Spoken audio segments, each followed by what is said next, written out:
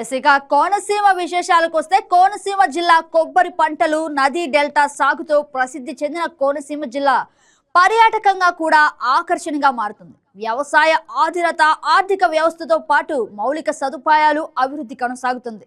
ఇక కోనసీమ తాజా అప్డేట్ పై ఓ లుక్కేద్దాం. చూసినట్లయితే వార్ ఎఫెక్ట్ ఈ జిల్లాలో వారికై కంట్రోల్ రూమ్ల ఏర్పాటు. ఉపాధికై వెళ్ళి ఉక్కిరి బిక్కిరి నిన్న మనం చూసాము. ఎవరైతే కువైట్ వెళ్ళి బాధితులు చనిపోవడం కూడా మనం చూసాం. ఇక కోనసీమ జిల్లా కొబ్బరి పంటలు కూడా మనం చూస్తూ వచ్చాం. రైట్, ఇదే విషయానికైతే కోనసీమ జిల్లా కొబ్బరి పంటలు నదీ డెల్టా సాగుతో ప్రసిద్ధి చెందిన కోనసీమ పర్యాటకంగా కూడా అభివృద్ధి చెందుతుంది. ఇక గల్ఫ్ దేశాల్లో నివసిస్తున్న ప్రజల సహాయార్థం ప్రత్యేక కంట్రోల్ రూమ్లు ఏర్పాటు చేశారు. అత్యవసర పరిస్థితుల్లో తక్షణ సహాయం అందజేస్తున్న ఎంఈఈని కూడా మనం చూడొచ్చు. ఇక అత్యవసరం అయితే కంట్రోల్ రూమ్లను వెంటనే సంప్రదించాలని కలెక్టర్ కూడా సూచించారు. ఇక ప్రజల రక్షణకు ప్రభుత్వం తరపున అన్ని చర్యలు తీసుకుంటున్నామంటున్న మహేష్ కుమార్. ఇదే విధంగా మనం చూసినట్లయితే ఇరాన్ ఇజ్రాయెల్ మధ్య యుద్ధ వాతావరణం నెలకొన్న నేపథ్యంలో మనం గత అంటే 4 రోజులుగా చూసినట్లయితే ఈ వార్ అనేది ఎక్కువగా వినిపిస్తూనే ఉంది. ఇక ప్రస్తుత పశ్చిమ ఆసియా గల్ఫ్ దేశాల్లో పరిస్థితులు తీవ్రంగా మారుతున్నాయి. దీంతో అంబేద్కర్ కోనసీమ జిల్లాకు చెందిన ప్రవాసుల రక్షణ కోసం భారత ఆంధ్రప్రదేశ్ ప్రభుత్వాలు ప్రత్యేక చర్యలు చేపట్టినట్లుగా కూడా మనం చూడొచ్చు. అంటే నిన్న జరిగిన మృతి ఏదైతే ఉందో అలా జరగకుండా మన వాళ్ళు సేఫ్ గా ఇక్కడికి వచ్చే దిశగా ప్రభుత్వం అడుగులు వేస్తుంది. ఇక ప్రభుత్వాల సహాయ కేంద్రాలు భారత ప్రభుత్వ విదేశాంగ వ్యవహారాలు అలాగే మంత్రిత్వ శాఖ మరియు ఆంధ్రప్రదేశ్ ప్రభుత్వం మన రెసిడెంట్ అలాగే తెలుగు సొసైటీ ప్రత్యేక కంట్రోల్ రూమ్లు కూడా ఏర్పాటు చేసింది. ఇదే విధంగా మనం చూసినట్లయితే జిల్లా కలెక్టర్ మహేష్ కుమార్ కూడా పిలుపునిచ్చారు. అదేవిధంగా అత్యవసరం ఎదురైతే ఎంఏఈ ఏపీఎన్ఆర్టీఎస్ కంట్రోల్ రూమ్లు కూడా ఏర్పాటు చేసి వెంటనే నెంబర్లు కూడా సంప్రదించాలని చెప్పిన దిశగా మనం చూడొచ్చు. అలాగే Jordan, Kuwait, Lebanon, Oman, Qatar, పాలస్తీనా, సౌదీ అరేబియా, యుఏఈ భారత్ రాయబార కార్యాలయాలు 24/7 అంటే 24/7 24 అవర్స్ అప్డేట్ లో ఉంటాయని తెలిపారు. అలాగే అక్కడ పరిస్థితులపై ఎప్పటికప్పుడు పర్యవేక్షిస్తూ ప్రభుత్వం తరపున అన్ని చర్యలు తీసుకుంటున్నామని జిల్లా కలెక్టర్ మహేష్ కుమార్ అయితే హామీ ఇచ్చారు. ఇక దీనికి సంబంధించి మరింత సమాచారం మా కరెస్పాండెంట్ వెంకట్ ని అడిగి మరింత సమాచారం తెలుసుకుందాం. Good morning Venkat. Good morning గగన. అంబేద్కర్ కోనసీమ జిల్లాకు సంబంధించి ఎవరైతే గల్ఫ్ దేశాల్లో నివసిస్తున్నారో వారందరి కోసం కలెక్టర్ ప్రత్యేక కంట్రోల్ రూమ్ ఏర్పాటు చేశారు కలెక్టరేట్ లో. అదేవిధంగా గల్ఫ్ దేశాల్లో నివసిస్తుంతో పాటు పశ్చిమ ఆసియా దేశాల్లో నివసిస్తున్న అంబేద్కర్ కోనసీమ జిల్లా వాసులు ఎవరైతే ఉన్నారో ఇరాన్ మరియు ఇరాన్ ఇజ్రాయెల్ మధ్య జరుగుతున్న యుద్ధ వాతావరణ నేపథ్యంలో కోనసీమ జిల్లా చెందిన ఇక్కడ ఈ ప్రజలంతా కూడా ఎటువంటి ఆందోళన చెందవద్దని ధైర్యంగా అప్రమత్తంగా ఉండాలని జిల్లా కలెక్టర్ పిలుపునిచ్చారు.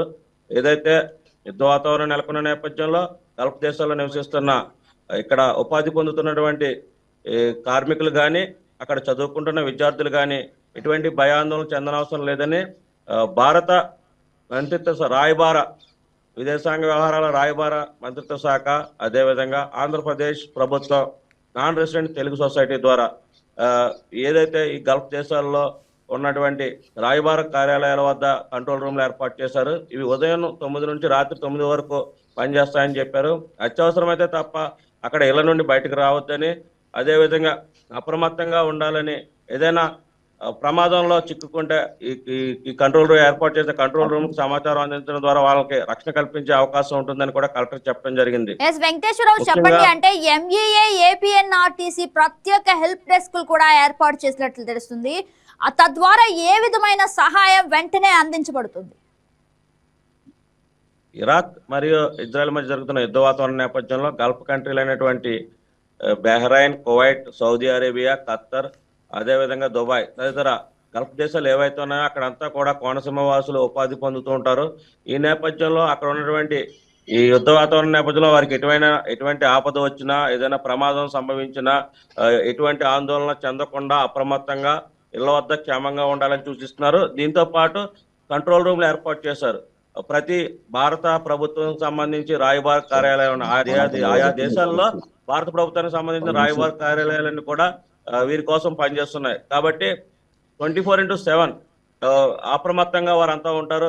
ఏ ఆపద ఎదురైనా కూడా వీరిని రక్షించేందుకు వారు అన్ని సహాయక చర్యలు తీసుకుంటారని కలెక్టర్ వారికి ధైర్యం చెప్పడం జరిగింది. అలాగే ఏదైనా ప్రమాదం అయితే కనుక తక్షణమే ఎటువంటి ఆందోళన చెందకుండా కంట్రోల్ రూమ్ సంప్రదించాలని, అలాగే ఇక్కడ వారి బంధువులు ఎవరైతే ఉన్నారో అంబేద్కర్ కోనసీమ జిల్లాలో బంధువులు వారు కూడా వారికి సమాచారం చేరవేయాలని చెప్పడం కూడా జరిగింది.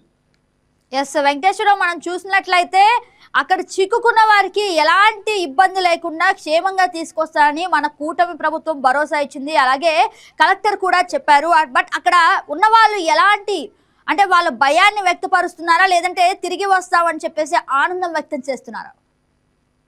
ప్రస్తుతం ఉన్న యుద్ధ వాతావరణ నేపథ్యంలో కొంత భయాందోళన అయితే ఉన్నప్పటికీ కూడా ఆంధ్రప్రదేశ్ ప్రభుత్వం కానీ భారతదేశ ప్రభుత్వం కానీ ఎటువంటి ఆందోళన చెందొద్దని చెప్తున్నారు. వారిని త్వరలోనే భారతదేశానికి తిరిగి వచ్చే ప్రయత్నం చేస్తున్నారు. ఇందుకోసం అన్ని ఏర్పాట్లు చేస్తున్నట్టు అధికారికంగా ప్రకటన అయితే విడుదల చేశారు. అలాగే జిల్లా కలెక్టర్ కూడా వారిని ఎటువంటి ఆందోళన చెందొద్దని చెప్తున్నారు.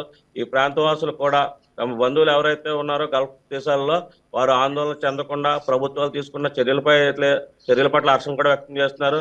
అదేవిధంగా యుద్ధ వాతావరణం నెలకొన్న నేపథ్యంలో అక్కడ ప్రమాదాలు జరిగే అవకాశం ఉంది, దాడులు జరిగే అవకాశం ఉంది. కాబట్టి వారంతా కూడా ఇళ్లకు పరిమితమై ఉండాలని కొంతకాలం పాటు, అలాగే సురక్షిత ప్రాంతాల్లో ఉండాలని, ఎటువంటి ప్రమాదం తలెత్తినా కూడా సంబంధిత రాయబార కార్యాలయాలను ఫోన్ ద్వారా సంప్రదించి సహాయం పొందవచ్చని చెప్పడం జరిగింది. ఈ నేపథ్యంలో మన ఎవరైతే అంబేద్కర్ కోనసీమ జిల్లాకు సంబంధించిన ప్రజలు కావచ్చు, ఉపాధి పొందుతున్న ప్రజలు కావచ్చు, విద్యార్థులు కావచ్చు, అలాగే రాష్ట్రానికి సంబంధించిన విద్యార్థులు కావచ్చు, వీరంతా కూడా కొంత ధైర్యంగా అయితే ఉన్నారని చెప్పుకోవచ్చు. ఎస్ వెంకటేశ్వర, అలాగే మనం చూసినట్లయితే గల్ఫ్ దేశాల్లో చిక్కుకున్న వారిని మంత్రి నారా లోకేష్ అయితే ఎప్పటికప్పుడు తనదైన శైలిలో సేఫ్ గా తీసుకొచ్చారు. చాలా సార్లు అనేక సందర్భాలు కూడా ఉన్నాయి. అయితే ఇప్పుడు చిక్కుకున్న వారిని యుద్ధ వాతావరణం కారణంగా కొంతకాలం తర్వాత అంటే కొన్ని రోజుల్లో పరిస్థితులు సర్దుమణుగుతాయి, తిరిగి తీసుకొస్తామని కూడా చెప్తున్నారు. దానిపైన మీరేమంటారు?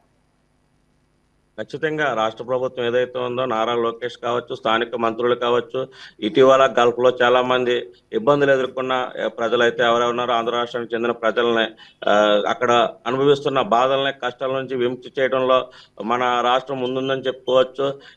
వారికి ఎటువంటి ఇబ్బంది ఎదురుకాకుండా తిరిగి స్వదేశానికి తిరిగి తీసుకురావడంలో మన ప్రభుత్వం చాలా కృషి చేసింది. ఎందుకంటే చాలా ఇబ్బందులు ఎదుర్కొన్నారు. కొంతమంది తెలిసి గల్ఫ్ దేశాలు వెళ్ళటం, అక్కడ సరైన పని దొరక్క చాలా ఇబ్బందులు ఎదుర్కొనేవారు. ఈ నేపథ్యంలో వారి కష్టాల నుంచి విముక్తి చేయడంలో రాష్ట్ర ప్రభుత్వం కానీ మంత్రులు కానీ తీవ్రంగా కృషి అయితే చేశారు. ఈ నేపథ్యంలో ఆంధ్రప్రదేశ్ ప్రభుత్వం వారికి రక్షణగా ఉంటుందని ప్రవాసాంధ్రులు అయితే హర్షం వ్యక్తం చేస్తున్నారు. Right Venkateswara Rao, thank you for the update. ఈ వీడియో మీకు నచ్చినట్లయితే లైక్ చేయండి, షేర్ చేయండి, మా ఛానల్కి సబ్స్క్రైబ్ చేయండి.